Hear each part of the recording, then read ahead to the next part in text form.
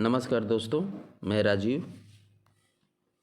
आज जो है लाइब्रेरी साइंस के ऑब्जेक्टिव क्वेश्चन एक पहले ही अपलोड की जा चुकी है और वन लाइनर क्वेश्चन आंसर की 2 वीडियो आज जो है अपलोड की जा चुकी है। अगर उसको नहीं देखा है तो उसको भी जाके जो है देख लीजिएगा। आज ही की डेट में जो है अपलोड की गई है ताकि DSSB का जो एग्ज़ाम होने वाला है जल्दी से जल्दी आप अधिक से अधिक क्वेश्चन को देखें और अपना टेस्ट देने की कोशिश करें। कमी कहाँ पर रह गई है उसे, क्योंकि अब समय नहीं रह गया है। मैं यही कहना चाहूँगा दोस्तों कि अब नई चीज़ों को पढ़ना बंद कर दीजिएगा। ये मेरा सुझाव है पर्सनल, बाकी आप लोगों की चाहे जैसी मर्जी।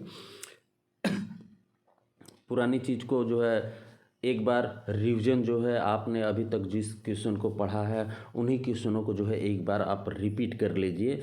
उससे क्या होगा कि आप जो है 100% किसी प्रश्न पे श्योर हो जाएंगे। नई चीज़ पढ़ेंगे तो हो सकता है आपका माइंड जो है डाइवर्ट हो जाए, क्योंकि 25 तारीख कोई बहुत बड़ी अधिक समय नहीं है, क्योंकि आपको जो है 6 सब्जेक्ट पे कॉन्सेप्ट आपका तैयार करना है, तो उसको भी देखिए।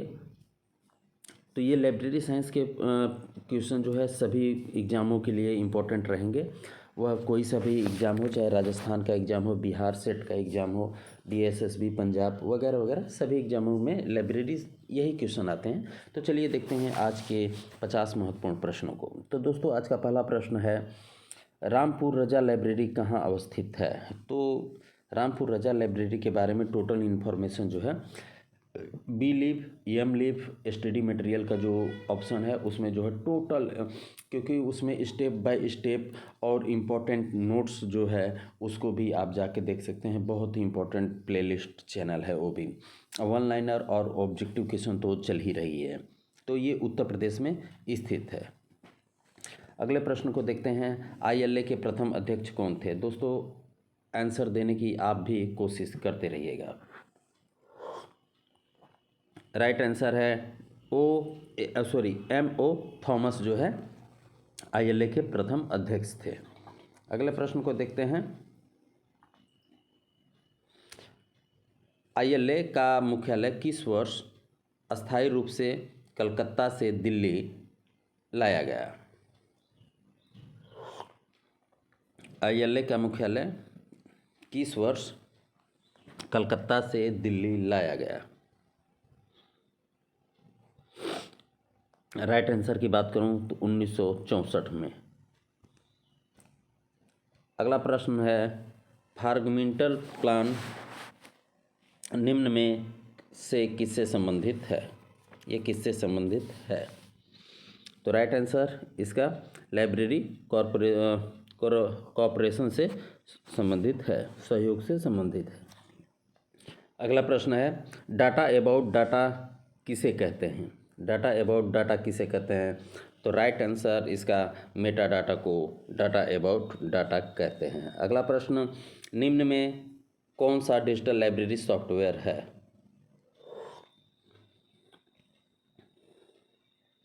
तो इसका right answer green stone library digital software है। अगला प्रश्न देखते हैं, सूचना विज्ञान का मौलिक सूत्र किसके द्वारा प्रतिपादित किया गया था?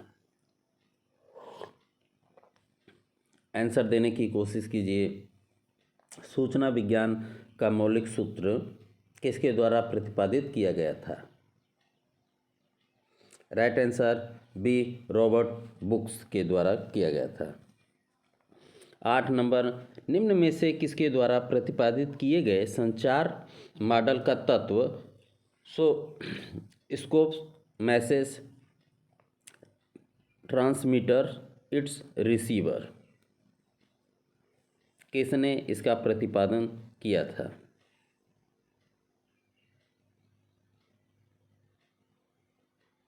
राइट आंसर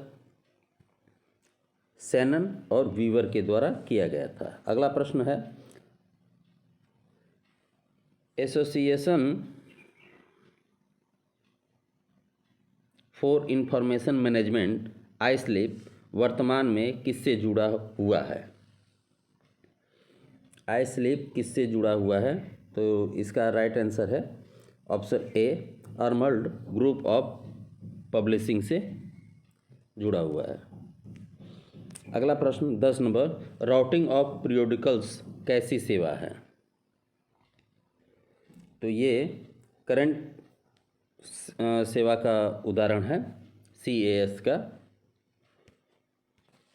अगला प्रश्न है, बुलियन लॉजिक किसके द्वारा प्रतिपादित किया गया? 11 नंबर, बुलियन लॉजिक किसके द्वारा प्रतिपादित किया गया? राइट आंसर डी, बुले के द्वारा, जॉर्ज बुले के द्वारा प्रतिपादन इसका जो है किया गया था, बुलियन लॉजिक का। 12 नंबर है, ISKO का पूरा नाम क्या है? ISO का पूरा नाम, ISKO का पूरा नाम क्या है? तो right answer option A, the International Society of Knowledge Organization. अगले प्रश्न को देखते हैं, 13 नंबर, थीसिस का मुख्य कार्य क्या है? थीसिस का मुख्य कार्य क्या है? राइट आंसर है ऑप्शन सी, अवधारणा के मध्य संबंध स्थापित करना। अगला प्रश्न 14 नंबर, बुक नंबर किस तरह उपयोगी है? बुक नंबर किस तरह उपयोगी है? Right answer option A, individuals using the book within the same class number. 15 number, पुराने बजट को आधार बनाकर नए बजट का निर्माण कहलाता है। पुराने बजट को आधार बनाकर नए बजट का निर्माण कहलाता है तो हिस्टोरिकल या ऐतिहासिक बजट कहलाता है। आप मुझे बताइएगा कि जीरो बेस्ड बजटिंग सिस्टम जो है इसका प्रतिपादन कब किया गया था? अगला प्रश्न, केबी का पूरा नाम क्या है? केबी का पूरा नाम क्या है? Right answer A, kilobyte. अगला प्रश्न, पुस्तकालय स्वचालन पर आयोजित किए जाने वाले इन्फ्लिपनेट का द्विवर्षीय सम्मेलन किस नाम से जाना जाता है? द्विवर्षीय सम्मेलन किस नाम से जाना जाता है? राइट आंसर कालीबर के नाम से जाना जाता है। अगला प्रश्न है, उत्पत्ति क्रम में व्यवस्थित कीजिए। मैं रुकूंगा और इसे थोड़ा सा बड़ा भी कर दे रहा हूँ, आप बताइएगा इसको जो है, उत्पत्ति क्रम पहले कौन हुआ, उसके बाद कौन, उसके बाद कौन, उसके बाद कौन।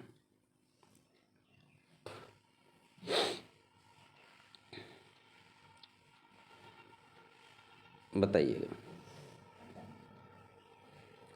राइट आंसर की बात करूं दोस्तों, कभी भी इस तरीके के अगर प्रश्न आपके सामने उपस्थित हों तो सबसे लास्ट में और फर्स्ट को ध्यान में रखिए।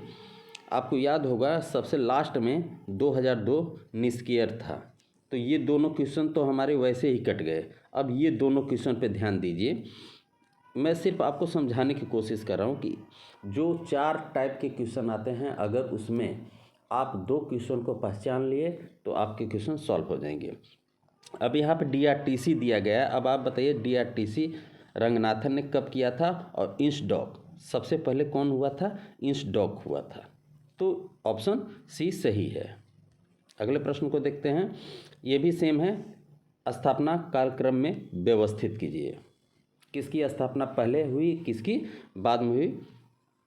तो ALA जो है सबसे पहला है, और कॉमनवेल्थ गेम जो है, गेम से रिलेटिव लाइब्रेरी जो है कोमला, ये सबसे लास्ट में है। इफ्ला नहीं है, इफ्ला ये 2 तो पहले ही कट जाएगा, ध्यान रखिएगा। यहाँ पे इफ्ला दिया गया है तो इफ्ला से पहले जो है ALA की स्थापना हुई थी, इस चीज़ का ध्यान रखिए। ये भी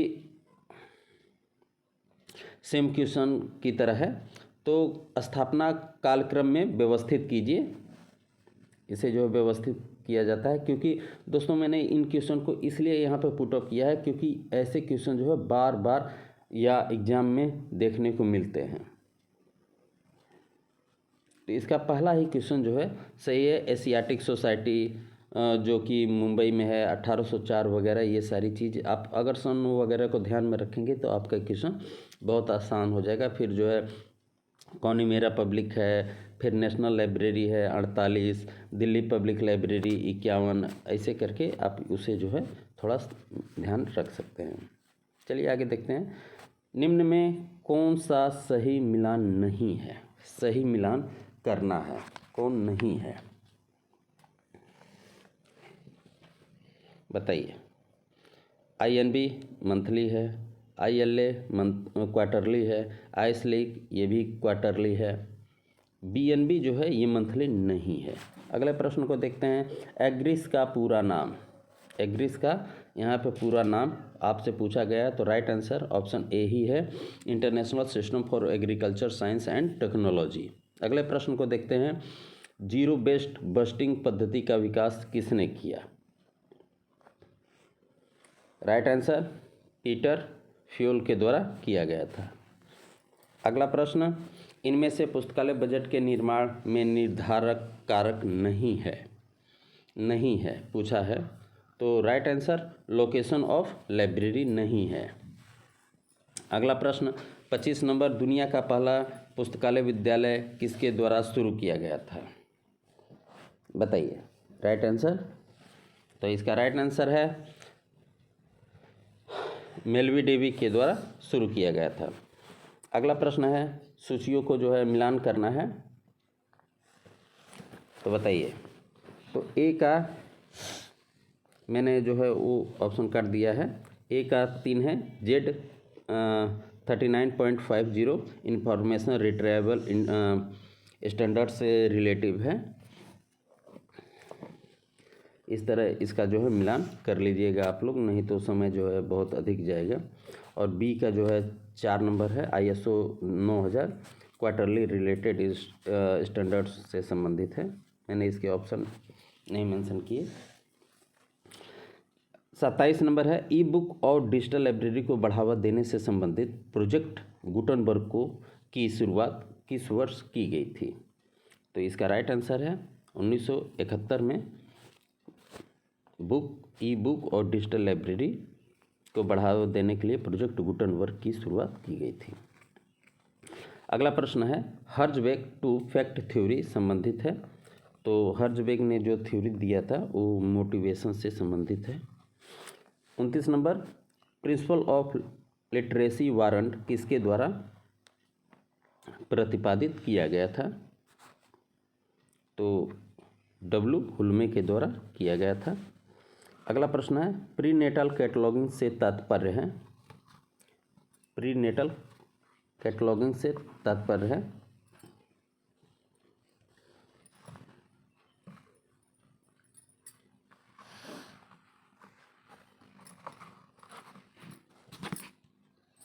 राइट आंसर इसका प्री पब्लिकेशन है, ऑप्शन बी है।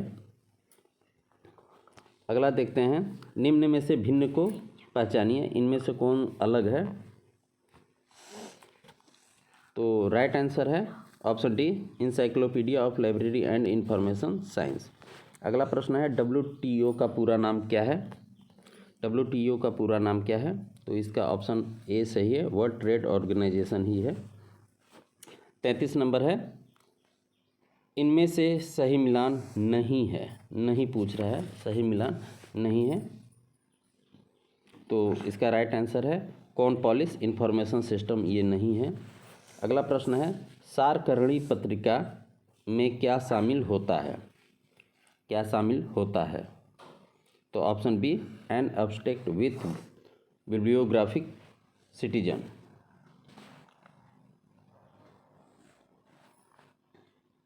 अगला प्रश्न, टेक्नोलॉजी गेटकीपर शब्द किसके द्वारा प्रतिपादित किया गया था?